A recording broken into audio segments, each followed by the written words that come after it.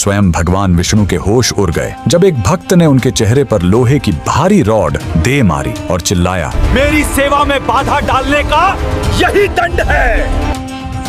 जी हाँ, भक्त ने भगवान को सजा दी और उस चोट का निशान आज हजारों साल बाद भी भगवान की मूर्ति पर मौजूद है। बात 11वीं सदी की है। रामानुजाचार्य के एक शिष्य थे अनंतलवार। उन्हें तिरुपति के पहाड़ों पर भगवान के लिए फूलों का एक बगीचा बनाने का काम मिला। अनंतलवार अपनी भक्ति में इतने जिद्दी थे कि उन्होंने तय किया, इस सेवा में मैं किसी की मदद नहीं लूंगा। वो अपनी गर्भवती पत्नी के साथ खुद मिट्टी खोदते, पत्थर उठाते। उन्हें लगता था अगर किसी और ने मदद की तो मेरी भक्ति कम हो जाएगी। एक दिन जब वो पसीने से लथपथ काम कर रहे थे, वहाँ एक छोटा सा बालक आया। वह बच्चा बार बार उनकी टोकरी उठाने की कोशिश करने लगा। अनंतलवार ने उसे डांटा, दूर हटो, मुझे मेरी सेवा करने दो। लेकिन वो बच्चा माना नहीं। वो बार बार बीच में आता, कभी रास्ता रोकता, कभी मिट्टी गिरा देता। अनंतलवार को लगा ये बच्चा उनकी तपस्या भंग करने आया है। धूप तेज थी, थकान चरम पर थी और गुस्सा 7वें आसमान पर। जब उस बच्चे ने फिर से टोकरी को हाथ लगाया तो अनंतलवार का सब्र टूट गया।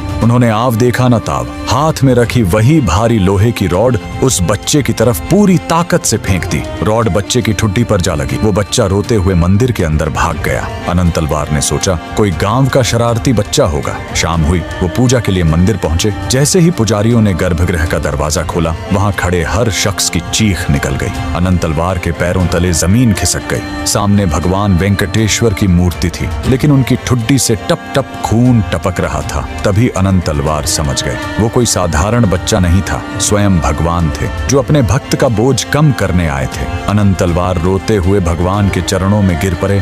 प्रभु, मुझसे घोर पाप हो गया, मुझे सजा दीजिए। तभी मूर्ति से एक आवाज आई, अनंत, रो मत। ये चोट मेरे लिए फूलों से भी कोमल है, क्योंकि ये तुमने अपने अधिकार से मारी है। लेकिन याद रखना, ये घाव अब हमेशा रहेगा, ताकि कलयुग में दुनिया को पता चले कि एक सच्चे भक्त का हक भगवान पर कितना होता है। अगर आपको यकीन ना हो तो आज भी तिरुपति बालाजी के मंदिर के मुख्य द्वार, महाद्वार की दाहिनी तरफ वो लोहे की रॉड लटकी हुई है और आज भी भगवान की ठुड्डी के उस घाव को भरने के लिए वहाँ चंदन का खास लेप लगाया जाता है। भगवान ने मार खाई पर भक्त का साथ नहीं छोड़ा। अगर आप भी इस प्रेम को मानते हैं तो कमेंट में जय श्री हरि, जय श्री वेंकटेश्वर जरूर लिखें।